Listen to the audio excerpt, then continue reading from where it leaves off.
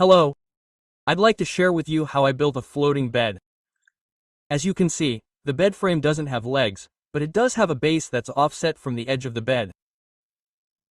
I used regular burlap boards for the base, which I had left over from renovating my dacha, but I recommend buying planed boards. I'll demonstrate the methods for joining boards and cutting corners using samples. I screwed the boards together for the base using long screws and generously coated them with glue. Of course, this method isn't very successful. It required a lot of sanding and adjusting the pieces. After all the glue had dried, we sanded down the differences. Yes, of course, making perfect joints is very difficult without special equipment, but since it's natural wood, let's assume that was the designer's intention. I made the outside corners of the bed at 45 degrees using a circular saw. Yes, the disc wasn't big enough, so I had to cut it with a hacksaw and then sand it all down.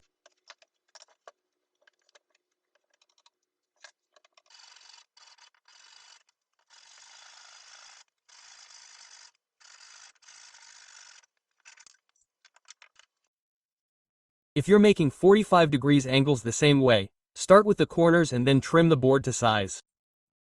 I didn't get the angles right the first time. I used screws to secure the corners, deepening the heads, and then generously coated everything with glue.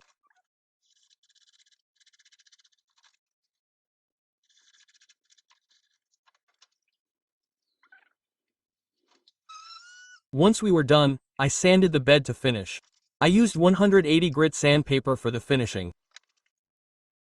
I rounded all the outside corners of the bed frame to prevent breakage and to make them more durable. I covered the screw holes with wood filler, since my bed is dark and it wouldn't be visible. Yes, I could have hammered in dowels and trimmed them.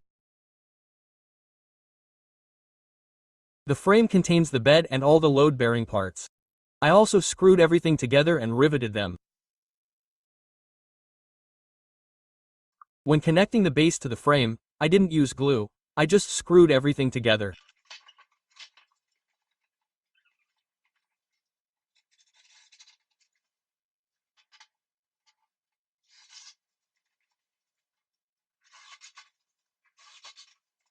I'm trying out the back of the bed. I also drilled a hole and hung the nightstands. I already bought furniture board for the back and nightstands, but I didn't buy it in a store, but from the manufacturer. It was 40% cheaper, and they cut it to the millimeter. After trying it out, I immediately coated it with oil, but I was in a hurry. My back is 3 by 80 and 18 millimeters thick. It's quite thin, but it's still warped a little. So I had to go to the store for slats to reinforce the furniture board. I bought 1850 slats. I cut them along the contour at 45 degrees and made a couple of pieces in the middle.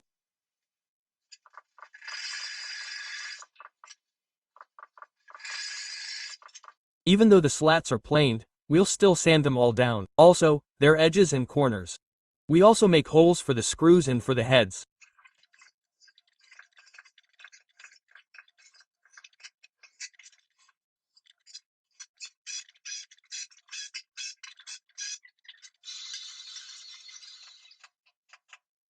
I apply glue and join. When screwing the slats to the shield, I make a small overlap.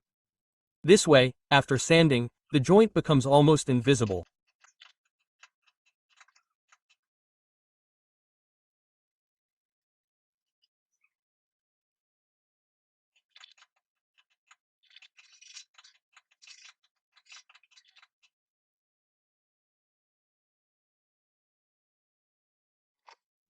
Well, after that, we cover everything again with oil and let it dry.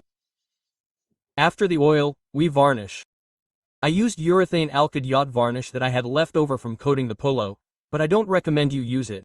It takes a long time to dry, and during this time, a lot of dust sticks to it, so it's better to use a water-based varnish. It dries quickly and has almost no smell. When the first coat of varnish dried, I sanded. I sanded with 260 grit. At the same time, I removed all the debris.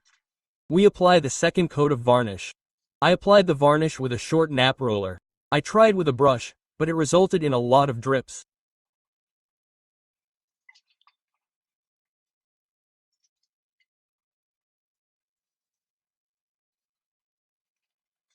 A lockpick. I went to assemble the drawer units. I screw them on with screws, pre-drilling everything and countersinking. After screwing together, we sanded all the edges. For the nightstand fronts, I decided to use unedged boards I had left over from wall paneling. Yes, unedged boards are usually rough and quite damp, so you'll need to clean and dry them. I dried them on the terrace.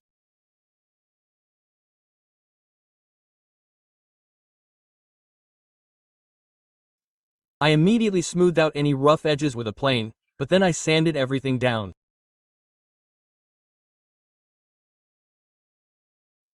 When trying the fronts on the nightstand, I decided to leave them in their original color, simply varnishing them. But this time, I used a water-based varnish, as it's less yellowing. Once everything was dry, we began installing the bed in its place. The bed turned out to be quite heavy and bulky, so you'll need a helper.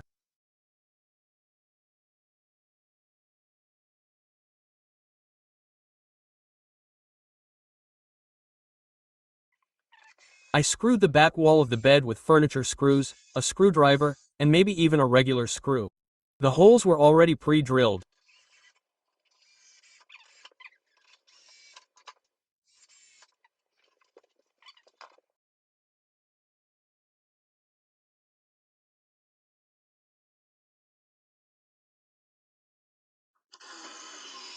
To strengthen the back wall, I decided to add one more furniture screw, screwing them through the button to the bed frame. I fastened them again with furniture screws, having first drilled a hole with a special drill for a screwdriver. I used some old paneling that I had left over from dismantling for the mattress posts.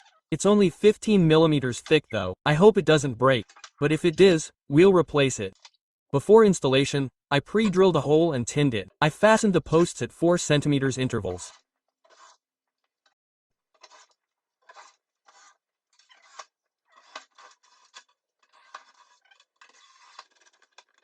Let's attach the sockets and switch. I chose matte black. Surprisingly, it's twice as expensive as white.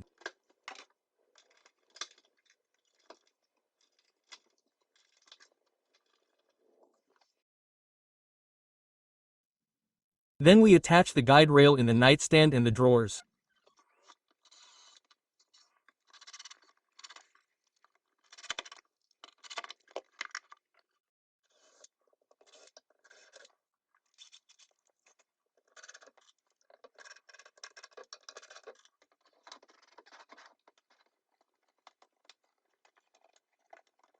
The screws were very helpful when screwing the front panel to the nightstand.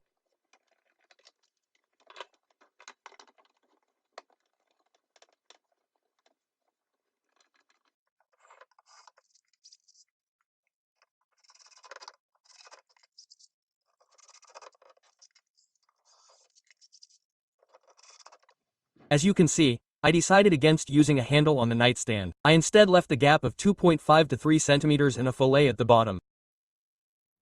That's it, my bed assembly is complete. My room on the second floor is quite large, and even from the far corner of the room, I can't see the bed frame. So, 35 square meters is enough to offset the frame from the base. This is how I achieved the floating bed effect. Thank you for watching. I hope my experience building a floating bed will be useful in creating your own bed.